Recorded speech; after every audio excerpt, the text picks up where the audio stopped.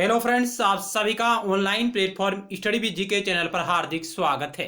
तो आपके समक्ष मैं करंट अफेयर सीरीज लेके उपस्थित हूं, जिसमें हम रिवीजन पे एक आपके लिए लेकर आया हूं, जिसमें हम करंट अफेयर पर आधारित महत्वपूर्ण सवालों के बारे में चर्चा करेंगे।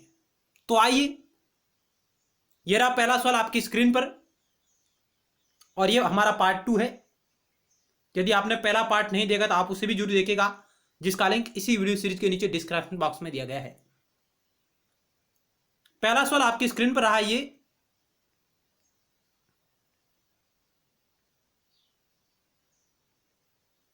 राष्ट्रीय ताप विद्युत निगम लिमिटेड एनटीपीसी ने लेह और किस शहर के लिए 10 हाइड्रोजन ईंधन सेल आधारित इलेक्ट्रिक बसों और 10 हाइड्रोजन ईंधन सेल आधारित इलेक्ट्रिक कारों के लिए वैश्विक अभिरुचि पत्र आमंत्रित किए हैं? जयपुर, पटना, लखनऊ, नई दिल्ली। क्या होगा एक नंबर सवाल का राइट आंसर? आप अपने आंसर को गैस करिएगा।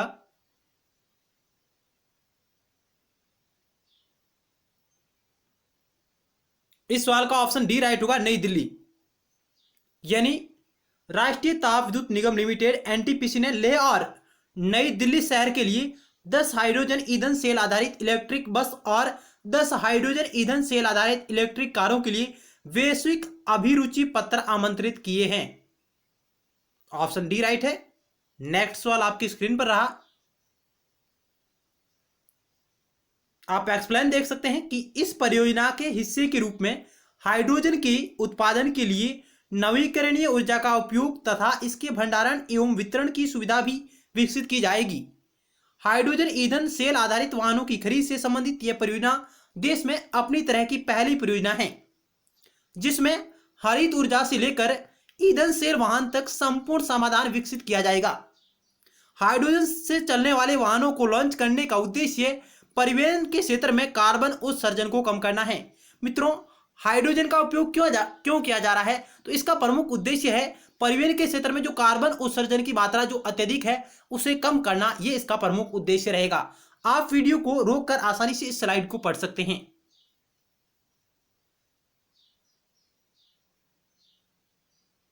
नेक्स्ट 2 नंबर सवाल आपकी स्क्रीन पर रहा। ये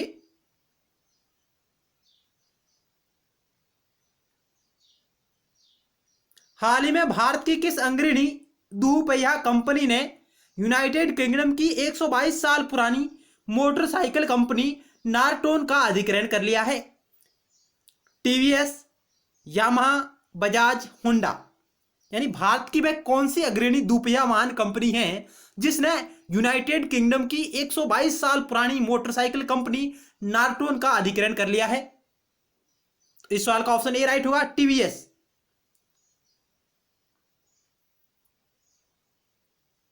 ऑप्शन ए राइट हुआ। नेक्स्ट सवाल एक्सप्लेन देख सकते हैं आप।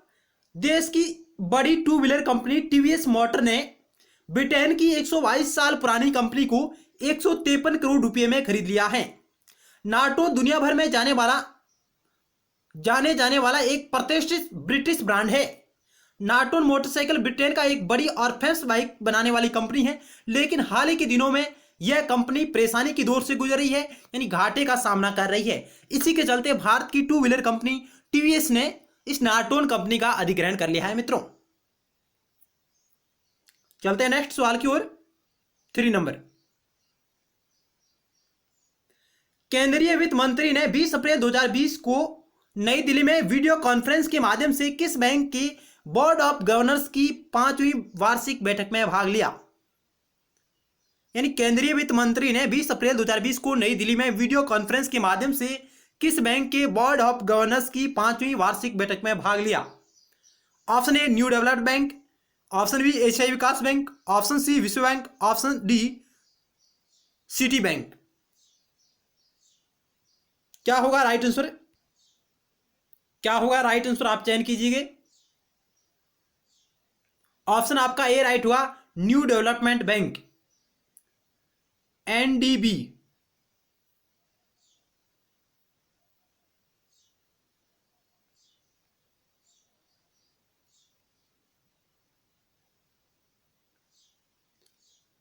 एनडीबी की बैठक में भारतीय वित्त मंत्री ने एक विश्वसनीय वैश्विक वित्तीय संस्थान के रूप में न्यू डेवलपमेंट बैंक द्वारा की जा रहे प्रयासों की सराहना की। न्यू डेवलपमेंट बैंक को ब्रिक्स के सदस्य देशों ब्राजील, रूस, भारत, चीन और दक्षिणी अफ्रीका द्वारा वर्ष 2014 में स्थापित किया गया था। यह महत्वपूर्ण फैक्ट नोट कर सकते हैं। एनडीबी न्यू डेवलपमेंट बैंक की स्थापना किसके द्वारा की गई? तो यह की गई थी ब्रिक्स देशों के द्वारा। ब्रिक्स में कौन शामिल है? ब्रिक्स में ब्राजील, रूस, भारत, चीन और दक्षिणी अफ्रीका शामिल है। इनके द्वारा 2014 में इस एनडीबी की स्थापना हुई। इसका उद्देश्य ब्रिक्स एवं अन्य उभरती बाजार अर्थव्यवस्थाओं तथा विकासशील देशों में बुनियादी ढांचे एवं सतत विकास परियोजनाओं के लिए व्यापक संसाधन जुटाना है। न्यू डेवलपमेंट बैंक के बोर्ड ऑफ गवर्नर्स की पहली वार्षिक बैठक वर्ष 2016 में चीन के शंघाई शहर में आयोजित की गई थी मित्रों। यानी एनडीबी न्यू डेवलपमेंट बैंक के बोर्ड ऑफ गवर्नर्स की पहली वार्षिक बैठक का आयोजन वर्ष 2016 में चीन के शंघाई शहर में इसका आयोजन किया गया था। लेकिन जो 2020 में जो बैठक आयोजित हुई है वह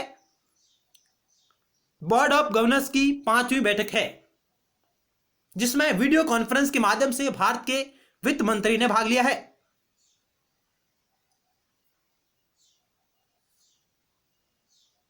चलते हैं नेक्स्ट सवाल की ओर।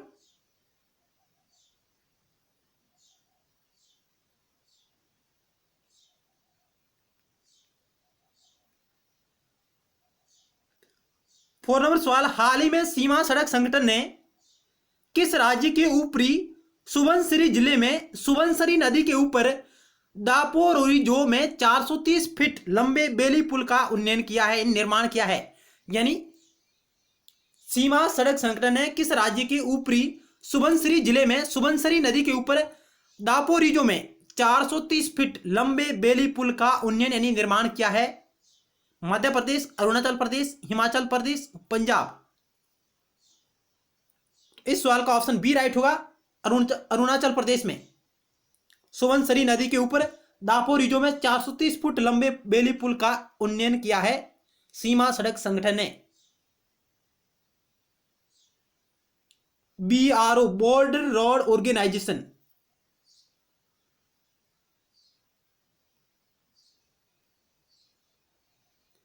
आईसीएमआर ने एक जर्नल में कहा कि उसने किस देश में चमगादड़ों की 2 प्रजातियों टेरोपस और रूसेटस में कोरोना वायरसों का पता लगाया? नेपाल, जापान, भारत, पाकिस्तान। तो इस सवाल का ऑप्शन सी राइट होगा, भारत में। यानी आईसीएमआर ने चमगादड़ों की 2 प्रजाति टेरोपस और रूसेटस में कोरोना वायरसों का पता लगाने का दावा किया है।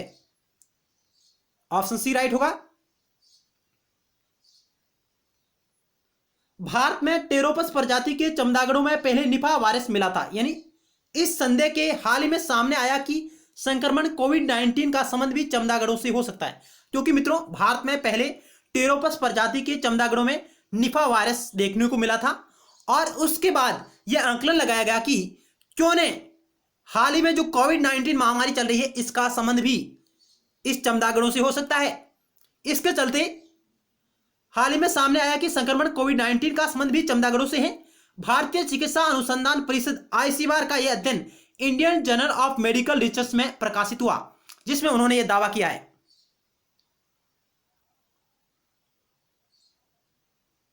नेक्स्ट 6 नंबर सवाल, हाल ही में किस राज्य ने आईसीएमआर से कोरोना वायरस के पुल परीक्षण शुरू करने के लिए मंजूरी ली है? यानी पुल टेस्ट शुरू करने के लिए मंजूरी ली। सबसे पहले किसने ली है ये?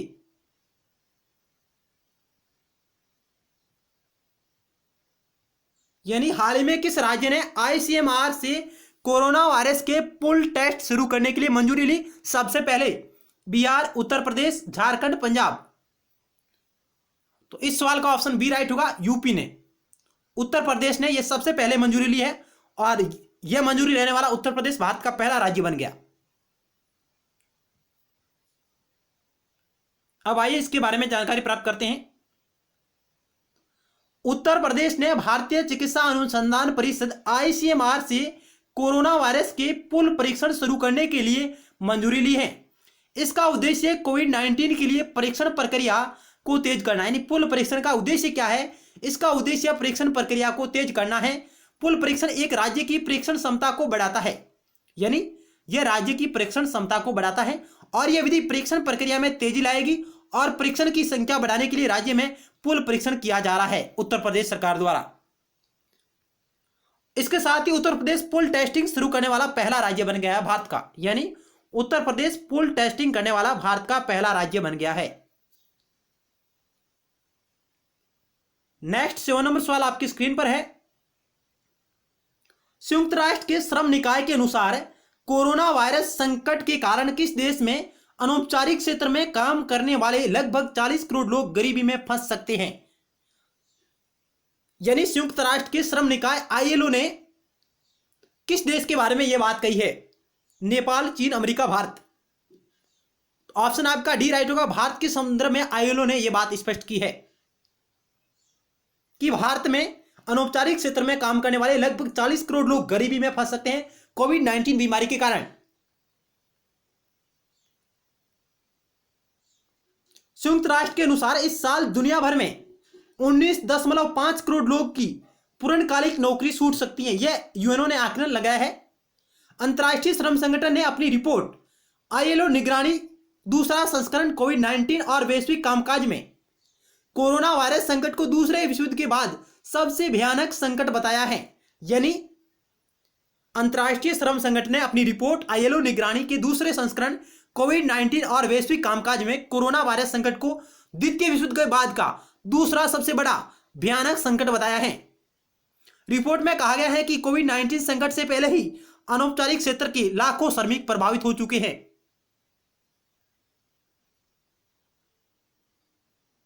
चलते हैं नेक्स्ट क्वेश्चन की ओर। सिविल सेवाओं के अधिकारियों ने कोरोना वायरस महामारी के विरुद्ध सरकारी प्रयासों को अपना समर्थन देने के लिए किस नाम से एक विशेष पहल का शुभारंभ किया? वरुणा, हिम्मत, करुणा, स्टॉप।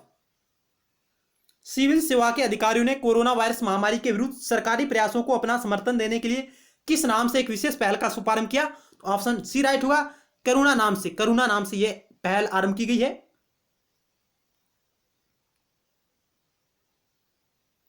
करुणा इस पहल का शुभारंभ भारतीय प्रशासनिक सेवा आईएएस और भारतीय पुलिस सेवा आईपीएस समेत केंद्रीय सिविल सेवा के अधिकारी संघ द्वारा किया गया है। करुणा एक प्रकार का विशेष सहयोगी मंच है जिसके तहत कोरोना वायरस महामारी से लड़ने के लिए सिविल सेवक, उद्योगपति, गैर सरकारी संगठनों के पेशेवर और आईटी पेशेवर एक साथ मिलकर काम करेंगे।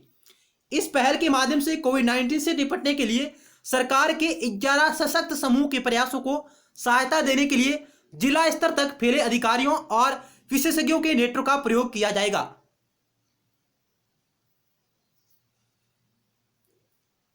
चलते हैं नेक्स्ट स्लाइड की ओर।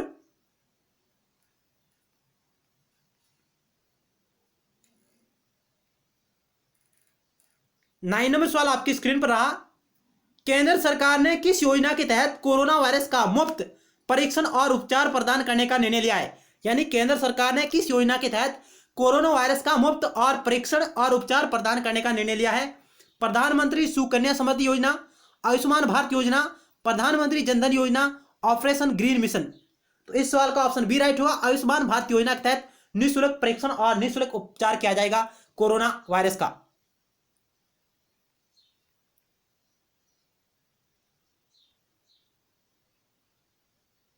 सरकार द्वारा की गई यह घोषणा आयुष्मान भारत योजना के 50 करोड़ लाभार्थियों को निर्दिष्ट निजी अस्पतालों में मुफ्त परीक्षण और उपचार की सुविधा प्राप्त करने में मदद करेगी। यानी 50 करोड़ लाभार्थी जो है उनको निजी अस्पतालों में मुफ्त परीक्षण और उपचार की सुविधा प्राप्त करने में मदद करेगी। और सरकार के इस निर्णय का उद्देश्य परीक्षण और उपचार सुविधाओं की आपूर्ति में वृद्धि करना है आयुष्मान भारत योजना के तहत। 10 नंबर सवाल, किस देश में तुत्सी समुदाय के खिलाफ नरसंहार पर अंतर्राष्ट्रीय दिवस मनाया गया? Kenya, Rwanda, Somalia, Zambia. किस देश के तुत्सी समुदायों के खिलाफ नरसंहार पर अंतर्राष्ट्रीय दिवस मनाया गया?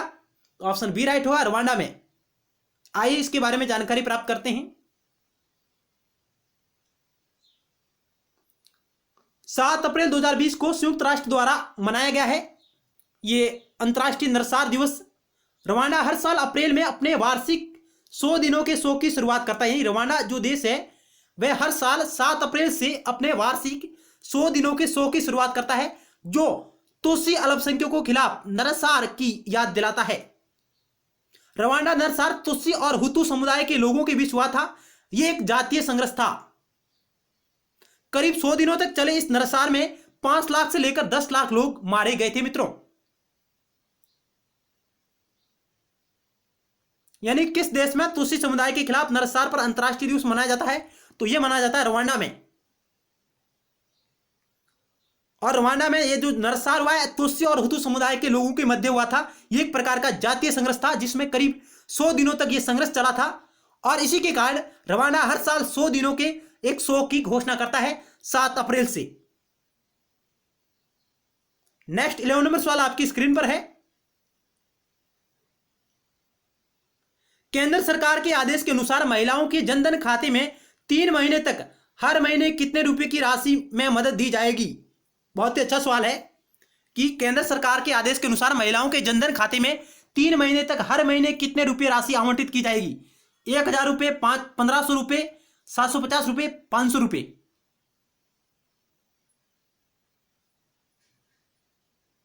तो इस सवाल का ऑप्शन डी राइट होगा। प्रति माह 500 रुपये 3 माह तक यह राशि दी जाएगी, यानी टोटल 1500 रुपये अदा किए जाएंगे जनधन खातों के तहत।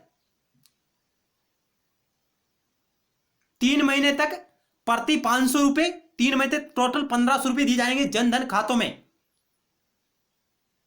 महिलाओं के जनधन खातों में। नेक्स्ट सवाल आपकी स्क्रीन पर रहा। देश भर में लॉकडाउन की घोषणा के बाद सरकार गरीब महिलाओं के जनधन खातों में हर महीने 500 रुपये डालेगी। सरकार की तरफ यह मदद रकम 3 महीने तक दी जाएगी। यानी कितने महीने तक दी जाएगी? 3 महीनों तक। सरकार द्वारा प्रधानमंत्री जनधन योजना के तहत जीरो बैलेंस पर बचत खाते खोले गए थे मित्रों, और इन खातों में यह राशि प्रदान की जाएगी।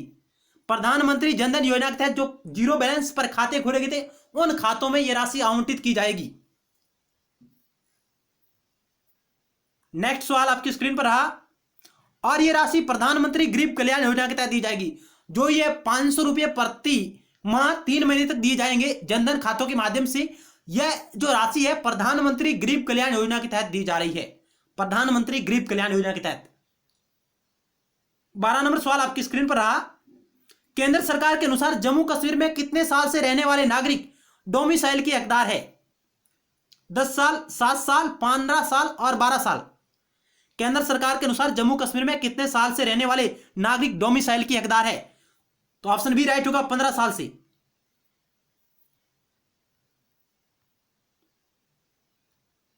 केंद्र सरकार ने हाल ही में एक अहम फैसले में केंद्र शासित प्रदेश जम्मू कश्मीर में डोमिसाइल लागू कर दिया। अब प्रदेश में 15 साल से रह रहे नागरिक इस डोमिसाइल के हकदार होंगे। जिन बच्चों ने 7 वर्ष तक प्रदेश के स्कूलों में पढ़ाई की और 10वीं या 12वीं कक्षा की परीक्षा दी है, वे भी इस डोमिसाइल के हकदार होंगे। नेक्स्ट सवाल। किस संस्था द्वारा जारी विश्व जल विकास रिपोर्ट के अनुसार जलवायु परिवर्तन बुनियादी मानव आवश्यकताओं के लिए जल की उपलब्धता, गुणवत्ता, मात्रा को प्रभावित करेगा, जिससे जल का बुनियादी मानवाधिकार और अरब लोगों के लिए स्वच्छ जल की उपलब्धता प्रभावित होगी? किस संस्था द्वारा विश्व जल विकास रिपोर्ट जारी की गई है जिसमें यह बात उभर कर सामने आई है? विश्व बैंक, संयुक्त राष्ट्र, आरबीआई, इनमें से कोई नहीं। ऑप्शन बी राइट होगा। संयुक्त राष्ट्र के द्वारा विश्व जल विकास रिपोर्ट जारी हुई है जिसमें यह बात सामने उभर कर आई है।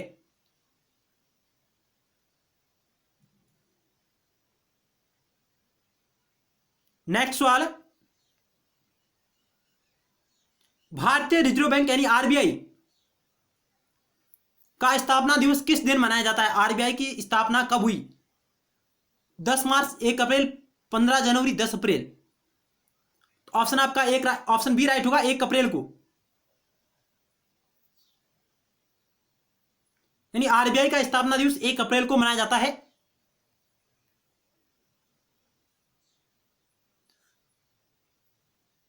एक अप्रैल को भारतीय रिजर्व बैंक की स्थापना हुई थी। भारतीय रिजर्व बैंक अधिनियम 1934 के तहत, यानी आरबीआई की स्थापना आरबीआई अधिनियम 1934 के तहत की गई थी और यह हुई थी आपकी 1 अप्रैल 1935 को। भारतीय रिजर्व बैंक की स्थापना हुई। शुरू में रिजर्व बैंक का केंद्रीय कार्यालय कोलकाता में स्थापित किया गया था, यानी कलकत्ता में स्थापित होता आरबीआई का शुरुआती कार्यालय। लेकिन 1947 में स्थायी रूप से इसे मुंबई में स्थानांतरित कर दिया गया था। यानी आरबीआई का जो स्थायी कार्यालय है वह 1937 में मुंबई में स्थानांतरित कर दिया गया था। केंद्रीय कार्यालय वह स्थान है जहां गवर्नर जनरल बैठता है, गवर्नर बैठता है, आरबीआई का गवर्नर है जो वहां बैठता है और जहां नीतियां तैयार की जाती है। 1949 में राष्ट्रीयकरण के बाद से रिजर्व बैंक पूरी तरह से भारत के सरकारी स्वामित्व में है।